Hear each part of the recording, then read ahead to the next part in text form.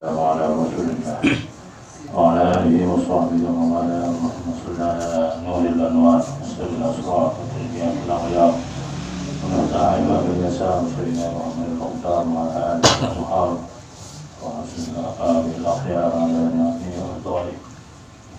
أما بعد، صاحب البait, sahibul hajah, keluarga di rumah ini dan para undangan dalam rangka untuk mengirim doa berhubung 40 harinya almarhum keluarga di rumah ini, Bapak Nasrul Mahmud bin Mahmud. Kemudian salawat dan salam kepada junjungan kita Nabi besar Muhammad sallallahu alaihi wasallam. Allahumma shalli ala Semoga kita mendapat syafaat ya Allah. Sahibul hajah dan para undangan sekalian, kita diundang bernaga untuk mengirim doa amanah almarhum telah mendahului kita sudah 40 hari. Kenapa mesti 40 hari kita kirim doa? Ini 40 hari ini adalah tahapan kejadian manusia. 40 hari dalam bentuk nutfah atau sperma, 40 hari berubah menjadi mudghah, segumpal darah, 40 hari menjadi alaqah, segumpal daging. Jumlah 40 ini adalah jumlah kesempurnaan. Rasulullah diangkat menjadi Rasul umur 40 tahun. Manusia juga sampai pada tingkat pendewasaannya umur 40 tahun juga. Hatta saya berwarabain asana. Kalau sudah umur 40 tahun, kalian yang bertobat pada harapan Allah tutup pintu hatinya. Jadi masa umur 40 hari, umur 40 tahun itu adalah bilangan kesempurnaan. Dalam rangka kejadian manusia, itu adalah tahapan kejadian manusia. Ada pun orang-orang yang sudah wafat, masa 40 hari itu dijelaskan dalam hikayat atau pendapat para ulama. Apabila seseorang itu wafat, itu dalam masa 1 hari dan sampai 40 hari, itu adalah dalam masa ujian. Pertanyaan itu bukan satu kali saja. Apalagi kalau orang munafik, pertanyaan itu setiap hari sampai 40 hari. Pertanyaan itu kepada semayang. Jadi kita kirim doa itu, mudah-mudahan almarhum tidak diperlakukan seperti orang-orang munafik. Karena orang munafik itu ditanya oleh malaikat munkar dan nakir itu selama 40 hari. Jadi masa itu adalah masa ujian, maka kita disuruh berdoa. Itulah asal usulnya. Dan isi daripada 40 hari itu, kontennya ialah biasa saja, membaca Al-Qur'an, baca ayat Al-Quran, Al-Mawzatain, baca tahlil, doa, sama. Kontennya sama, isinya sama, tidak ada perbedaan. Dengan 3 hari atau seminggu memang tidak ada perbedaan. Oleh sebab itu, masalah 40 hari ini sebenarnya tidak ada yang bertentangan dengan syariat. Ada orang mengatakan kok 40 hari, 100 hari macam mengikut agama itu adalah orang-orang yang sering mempersalahkan amalan orang-orang kaum tua. Nah, selalu mempersalahkan itu orang salafi, selalu mempersalahkan. Apa pula menuju hari 40 hari itu? Nah, dia belum merasakan. Coba kalau dia mati nanti, terus doakan. Tak usah buat 7 hari, tak usah bertahlilan, tak usah 40 hari, tak usah 100 hari. Biar dirasakan di dalam kubur. Dia tidak tahu bahwa orang dalam kubur itu seperti orang yang karam. Al-mautu kal-gharik, katanya. Orang yang wafat itu sama seperti orang yang tenggelam. Kalau sebuah kapal tenggelam, apa yang bisa dilakukan? Semuanya ingin minta bantuan dari dana, dikirimlah bantuan dari dana. Kalau selamat lah, yang selamat ya tolong. Nah, ibaratnya orang di alam kubur itu gitu juga. Senantiasa itu minta doa. Ya, puncaknya beberapa hari menurut hari nanti ada namanya haul sampai setahun. Kemudian setahun lagi sampai setiap tahun diperingati. Itu namanya haul. Apakah pernah dirasa dibuat oleh Rasulullah? Rasulullah membuat itu ketika Khadijah sudah wafat. Setahun setelah wafat Khadijah, Rasulullah membuat kambing disedekahkannya kepada teman-teman almarhum daripada istrinya Khadijah. Inilah asal-usul haul. Kalau kita dengar ada buat haul, itu kita teringat ini pasti orang besar, tuan-tuan guru buat haul. Kalau tidak, kita pun bisa. Orang tua kita sudah setahun bersedekah kenduri sampai banyak juga orang tak percaya tak sampai. Apalagi kawan saya berdebat di Waspada itu sakti tak sampai. Kita bilang sama dia kalau tak sampai mati kalau saya kirim kalau tak sampai kamu bilang tak sampai. Apa yang tak sampai? Kenapa kita disuruh mengucapkan salam kepada orang yang di dalam kubur? Lewat kita di suatu kuburan dianjurkan kita mengucapkan salam. Assalamualaikum ya ahli kubur, antum as-sadiqun wa nahnu insyaallah bikum lahiqun. Itu kan doa. Kenapa dianjurkan oleh Rasulullah mengucapkan salam? Itu menunjukkan salam itu kan doa. Nanti sampai kepada orang yang di dalam kubur. Jadi juga kita kirim doa bersedekah itu sampai. Ada seorang ulama di dalam mazhab Syafi'i namanya Imam As-Subuki. Imam As-Subuki ini adalah ulama mujtahid. Setelah ayahnya wafat, dia bermimpi malam itu.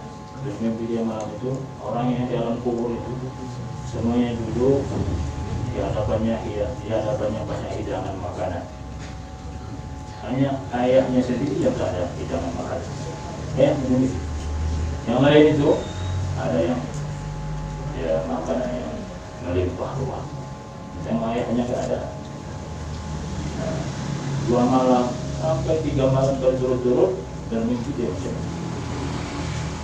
Maka dia berkirim doa, berbuat doa kenduri bersedekah untuk ayahnya. Lalu malam berikutnya mimpi dia seperti malam pertama, malam kedua, malam ketiga mimpinya macam itu juga. Malam keempat mimpinya sudah berbeda karena dia telah berbuat bikin doa bersedekah untuk ayahnya itu. Ayahnya itu duduk di kuburan juga, di hadapannya sudah banyak hidangan makan.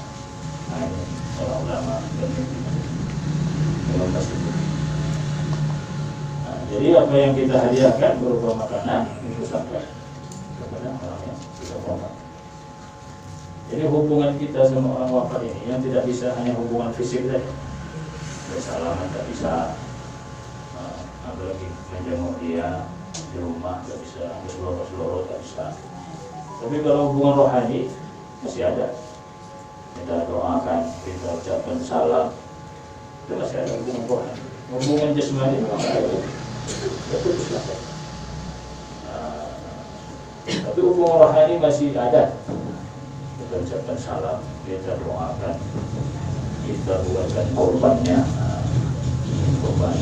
buatkan upah hajinya. Itu kan yang hubungan rohani.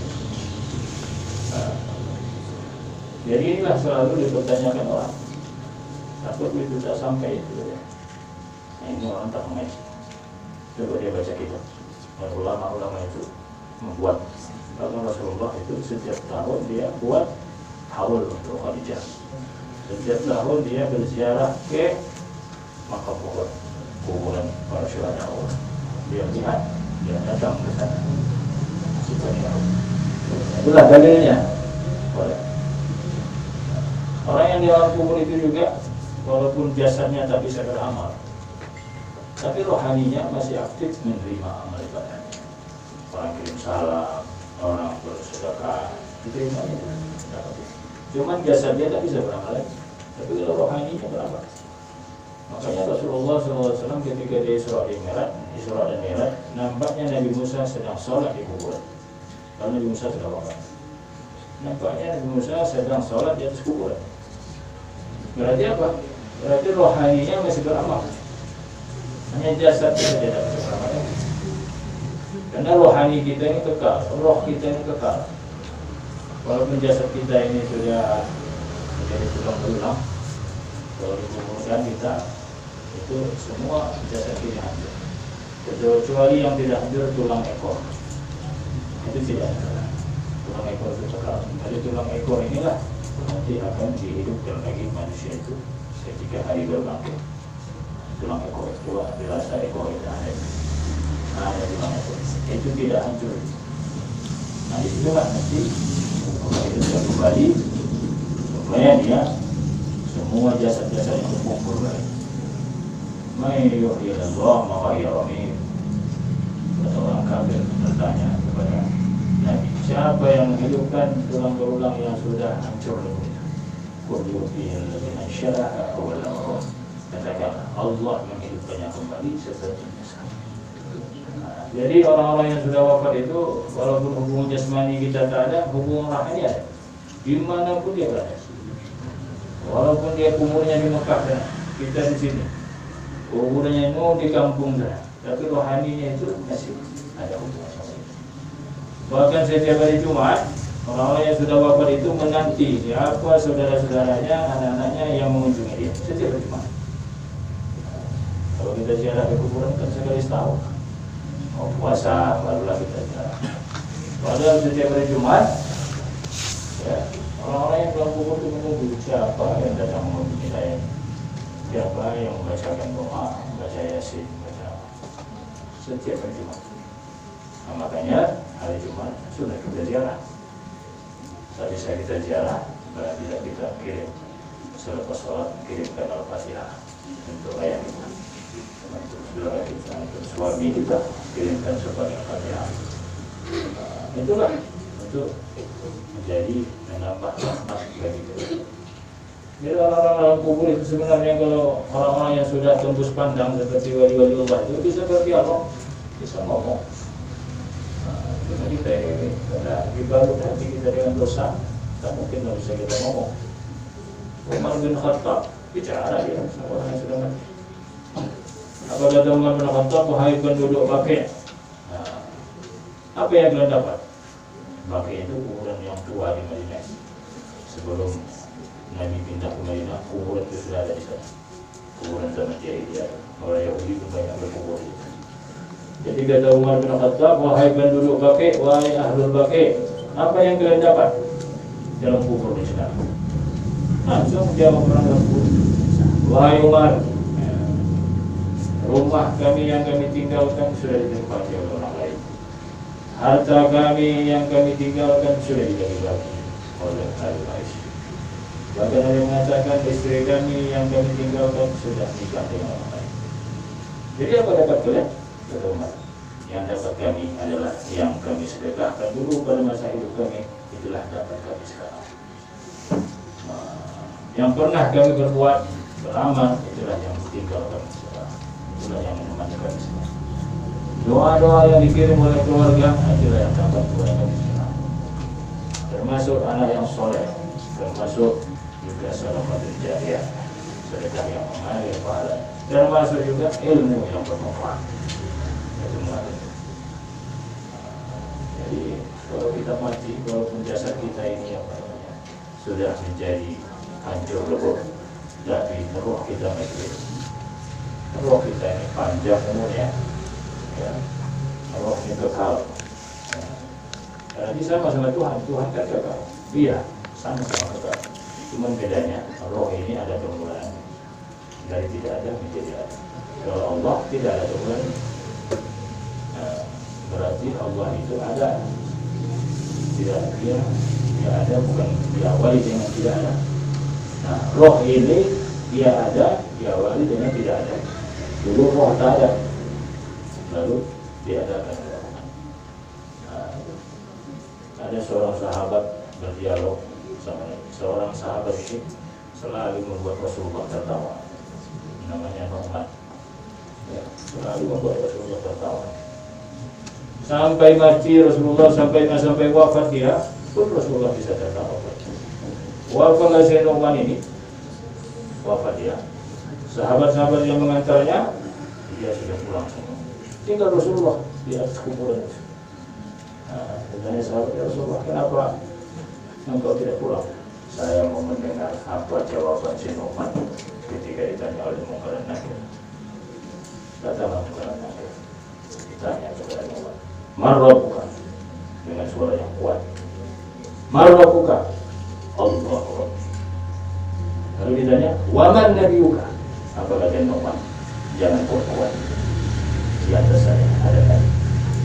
Bertawa, jangan kuat-kuat kau tanya. Di atas saya itu ada Rasulullah. Karena Rasulullah tak pulang, dia ada jalan kubur. Berarti kok kita ini aja ada hubungan. Rasulullah tertawa. Memang si Nu'man ini selalu menghibur Rasulullah, selalu menghibur. Sampai mati dia pun dihiburnya Rasulullah. Karena mungkin nanti tahu suaranya kan, menggunakan suaranya seperti hari bintang. Ketika menanya siapa Tuhanmu dengan suara yang kuat, menanya siapa Nabimu dengan suara yang kuat juga. Kata Nu'man jangan kuat-kuat, ada di atas, ada di atas. Dia dengar Rasulullah, tersenyum Rasulullah. Nah, jadi masalah hubungan rohani kita masih ada dengan keluarga kita, dengan ayah kita. Nah, dia pun bersedih, dia pun bisa bergembira. Ya, ibaratkan ini alam kubur ini seperti dibatasi ada kaca. Sebelah sana itu alam akhirat, yang sudah kita tinggalkan itu alam dunia yang berada di tengah-tengah. Namanya alam barzakh. Yang mau dituju nanti alam akhirat. Sebelum sampai ke alam akhirat, transit dulu di alam kubur. Alam dunia sudah kita tinggalkan. Jadi alam barzakh ini seperti kita dibatasi oleh kaca. Dibatasi oleh kaca. Orang yang dalam kubur ini nampaknya masa lalu dia. Nampaknya di dunia, apa yang dia punya di dunia, keluarganya dia di dalam, di atas dunia itu nampak dia. Kenapa? Karena dia hanya di balik kaca. Cuman dia tak bisa ngomong. Dia tak bisa bicara. Kalau kita berada di ruang kaca, kita ngantar saudara kita ke airport, yang kita sudah mengantarkan dia masuk ruang tunggu, hanya bisa melambai saja. Coba ngomong, tak dengar. Ya, tak dengar. Dia pun ngomong sama kita, tak dengar juga. Kode-kode aja. Nah, begitulah kira-kira alam barzakh ini. Namanya barzakh. Barzakh itu adalah suatu alam yang berada di antara dua alam. Oleh sebab itulah kita tidak perlu merasa kapok untuk berdoa terhadap orang-orang yang sudah wafat, apalagi ayah kita, apalagi keluarga kita. Tak perlu bosan, kita banyak berdoa. Kalau kita lakukan ini, insya Allah nanti turun-temurun anak cucu kita mendoakan kita juga. Jadi kalau kita mendoakan ayah kita, nanti anak kita mendoakan kita. Itulah ahsan itu beliau usikum. Kalau kamu berbuat baik, itu kebaikan itu akan kamu dapati lagi. Kalau kita berbuat baik kepada orang lain, seperti malam ini kita datang diundang untuk membacakan doa, nanti kita akan diperlakukan orang macam itu juga. Orang mendoakan kita. Nah, inilah hidup ini. Gak bisa hidup sendiri, gak bisa kita terlepas daripada hubungan kita dengan orang lain. Itu juga hubungan rohani kita tetap ada hubungan dengan orang tua kita. Maka sebab itulah keluarga yang tinggalkan walaupun sudah 40 hari, ini bukan takziah namanya. Takziah itu hanya 3 hari saja, malam pertama, kedua, ketiga. Malam ketujuh bukan takziah lagi namanya, bukan turi kirim doa. Cuma 7 hari. Malam ke-40 tidak juga namanya takziah, tapi apa? Turi kirim doa dalam rangka 40 hari. Begitu juga seterusnya sampai 100 hari kita kirim doa kepada. Namun ya setelah 40 hari itu jangan pula kita berhenti berdoa, ini sholat doa, lewat kuburan kita dan salam. Baca setelah Fatihah, baca Qul Allah. Itulah orang yang dalam kubur. Kalau dia orang baik, dia tidak ingin lagi mau kembali ke dunia. Tak ingin, malah dia minta supaya dunia ini cepatlah kiamat. Itu doa yang saleh. Apa kata orang-orang yang baik? Orang yang saleh dalam kubur itu, ya Allah, cepatkanlah dunia ini kiamat ya Allah. Kenapa dia doa macam itu? Dia berdoa macam itu supaya cepat masuk surga. Karena kita tidak akan masuk surga sebelum kiamat dunia ini. Jadi kata orang yang soleh dalam kubur itu, ya Allah sudah tak tahan lagi mencium aroma surga. Kiamat dalam dunia cepat. Cuma doanya tidak makbul. Kalau sampai makbul habis kita semua. Habis. Makanya tidak makbul. Tapi kalau orang-orang yang jahat, orang-orang yang maksiat, orang yang mati fasik, doanya lain ini. Rabbir ji'uni a'malu salihah, kembalikan aku ke dunia supaya aku bisa beramal lagi. Aku hidup di dunia tak sempat beramal. Sekarang banyak kali waktu itu. Tertidur saya dalam kubur. Istirahat terus, kembalikan aku ke dunia walaupun sesaat supaya aku bisa beramal kembali. Apa kata Allah? Kalla, tidak. Kalla innaha kalimatun huwa qailuha. Tidak. Itulah kalimat yang diulang-ulang oleh orang-orang yang maksiat itu. Ya Allah, kembalikan aku ke jalan buka, kembalikan aku ke komplek astana, kembalikan aku ke jalan keluar dan tidak, kamu sudah berada di alam barzakh. Tentang menjawabkanlah amalnya. Jadi itulah Bapak saudara, sangat bermanfaat apa yang kita buat ini dalam rangka untuk berdoa dan menambah rahmat bagi almarhum Masrur mungkin Muhammad. Dikatakan almarhum itu doa itu almarhum itu artinya apa? Semoga disayangi. Kalau ulama-ulama rahimahullah sudah pasti disayang Allah. Kalau sahabat-sahabatnya ini radhiyallahu anhu itu sahabatnya. Jadi tingkatannya. Kalau dia sahabat Nabi, Abu Bakar radhiyallahu anhu. Kalau ulama rahimahullah pasti dia dirahmati Allah. Orang mukmin, orang biasa, orang muslim almarhum semoga dia dirahmati Allah. Nah, mendiam, ini mendiam kita. Jadi jangan perlu mendiang ayah saya, mendiang omak, mendiang adik saya, almarhum. Kalau perempuan, itu doa.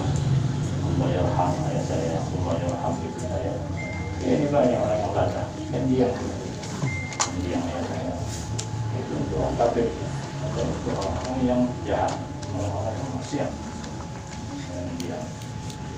Itu dengan kalau di siaran TV kan orang itu sudah pakai almarhum untuk orang muslim kan ada orang pakai dipakai itu orang Islam tidak pakai mendiang itu baik jadi pakai lama. Apakah perlu kita pakai batu nisan?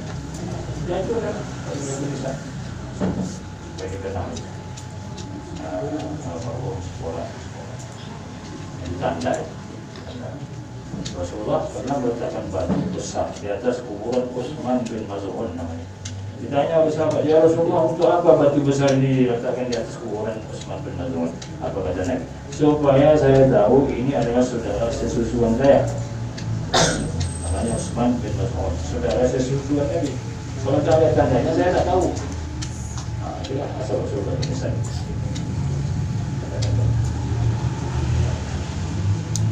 Kata Imam Ghazali, jangan sering-sering membaca nama yang ada di batu nisan. Kenapa? Orang yang selalu membaca tulisan-tulisan di batu nisan itu akan menjadi atau mewarisi kelupaan. Kelupaan, hafalan dan lupa semuanya cepat berubah. Kenapa selalu dia membaca? Kalau orang baik buat almarhum. Kalau orang biasa-biasa saja, kalau itu usah pakai nama, atau penjahat usah pakai nama. Kalau ditulis sebagai nama dibaca mau yang mencuri ayam saya juga sudah mati ya, mana dosa. Ya, orang biasa orang muslim buat nama. Kalau koruptor itu tak pakai nama itu dan nambah sumpah serapa orang. Baca orang ini yang koruptor mampus kau. Jadi saya pakai nama. Kalau kita alhamdulillah orang muslim yang tidak melakukan maksiat, namanya ya ketika menyolatkan yang lebih 40 orang, masya Allah, 4 orang saja. Ada sahabat yang tanya, ya Rasulullah, kalau ada 4 orang yang mengatakan baik, apakah jenazah itu baik? Baik, gitu. Bagaimana kalau 3 orang ya Rasulullah? 3 orang pun baik. Kalau 2 orang yang mengatakan baik, itu juga termasuk orang baik, tidak masuk surga. Kata sahabat, lupa pula kami menanyakan kalau 1 orang ya Rasulullah, itu yang lupa kami menanyakan. Kalau 1 orang istrinya itu, istrinya lah yang menyatakan suami saya ini baik. Tapi yang ditanya oleh sahabat itu 4, 3. Jadi bapak-bapak dan saudara, itulah